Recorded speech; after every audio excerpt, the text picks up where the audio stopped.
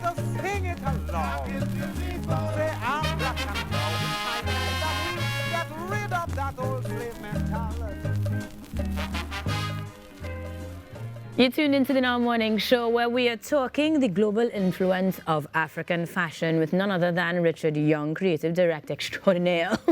Because we were during the break talking about all the endeavors that help to continue the conversation of our Afrocentric identity. So I'm really excited to have this conversation with you this morning. Yeah. Welcome home, because I know you just fresh off the flight from Guyana yesterday. Thanks for making the time for us.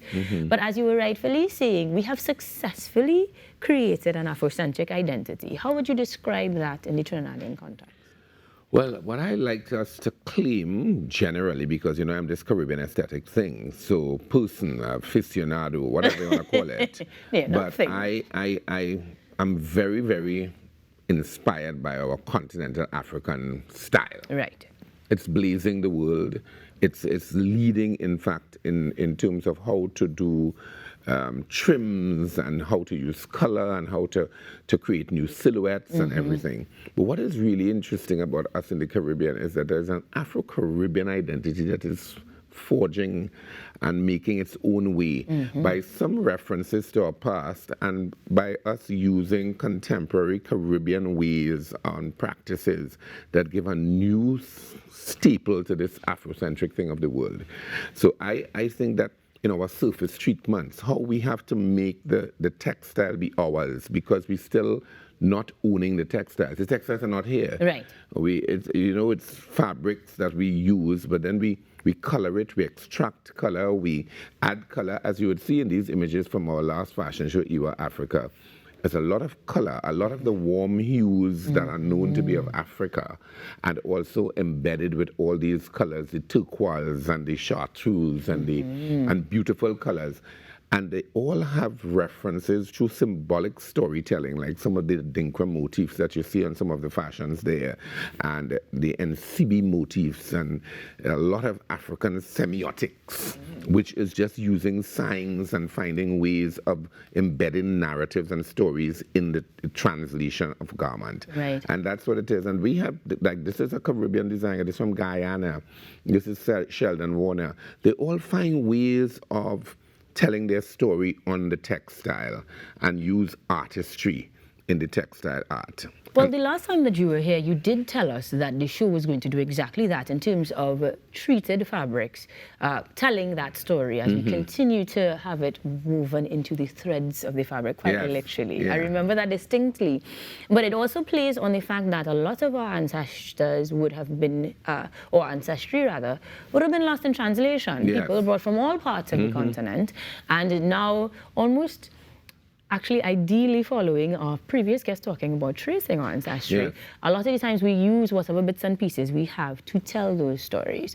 Now, the bits and pieces we just saw, you talked a lot about texture. Yeah. So tell me what the Caribbean aesthetic is texture-wise, because we hot. Yeah. So it's definitely light, but it doesn't let us, or doesn't have us scoot around the matter. We do use other things. Tell me more. Well, there are a myriad of influences and inspirations that inform what I call the tapestry, the mosaic that is the Caribbean aesthetic. So it's not just one way of seeing things, you know. It's a plethora of options, whether you do stamp technique, whether you do applique, whether you do batik, whether you do tie-dyes, whether you do dye extractions. You find a way to have a relationship with the textile to try and own it and claim it and give it a fresh identity.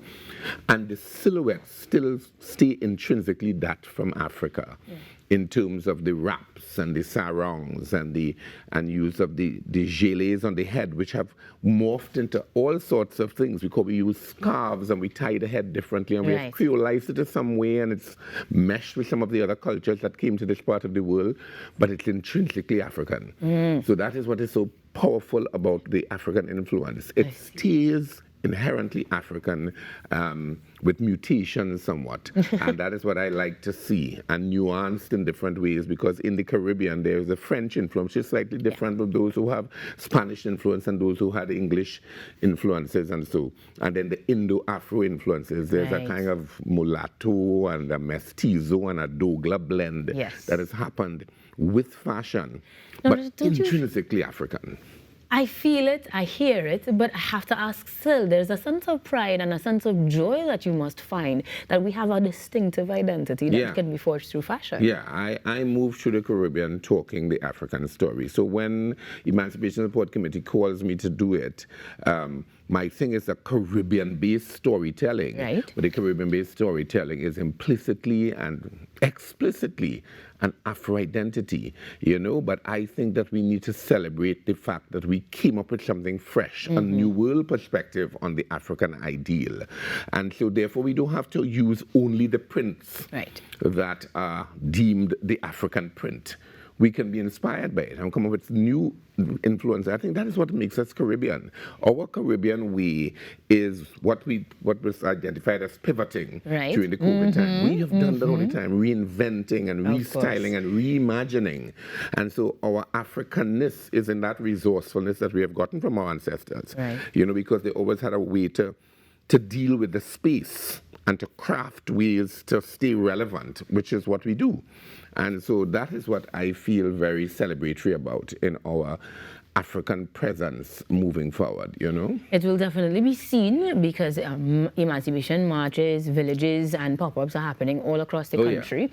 Tell me some of the things that you've noted that are favorites. I've been pronouncing this incorrectly all morning long, but this is my new favorite because of how simple it is but effective. In terms of pieces or silhouettes that you were mentioning, are there any that stand out to you most? But what I also liked too is the embellishments that are added. Accessories and the accessories. Part of that embellishment, ceremonial embellishment, we borrow from with a certain regalia. That, like Akila's jewelry, because, you know, she does those jewelry from beads and seeds and discarded materials in the forest and Fonsamans. And they represent truly how we as Afrocentric peoples apply ourselves to stating who we are.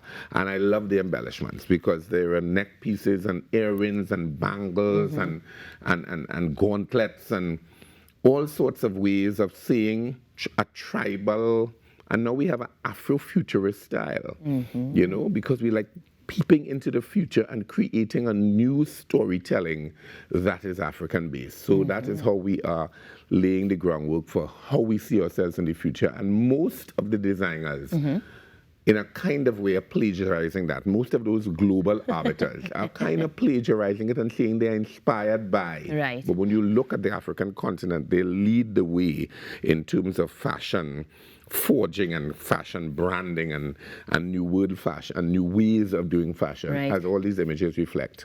We've seen a lot, thanks to largely digital media, because it has definitely made things more accessible.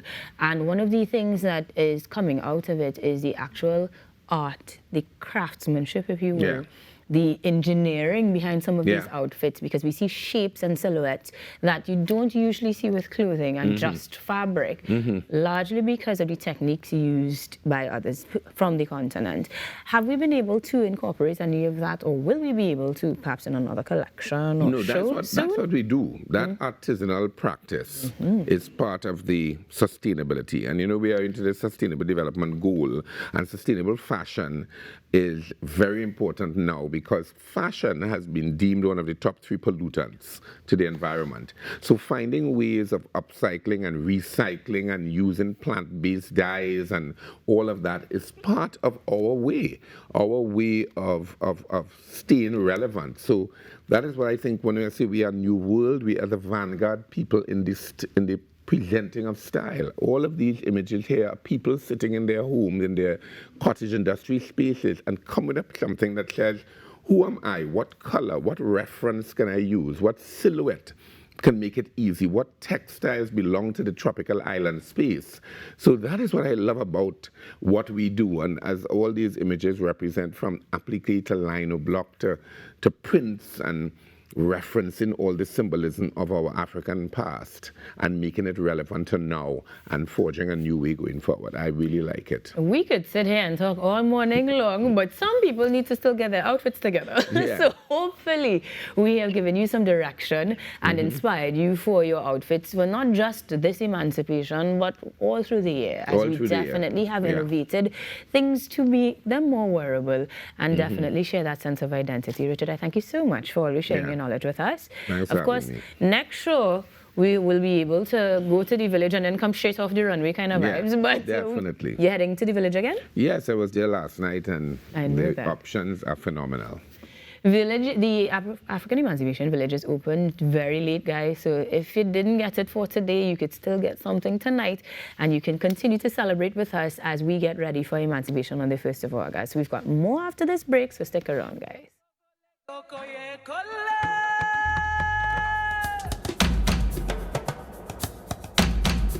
A people without the knowledge of their history, origin, and culture is like a tree without roots.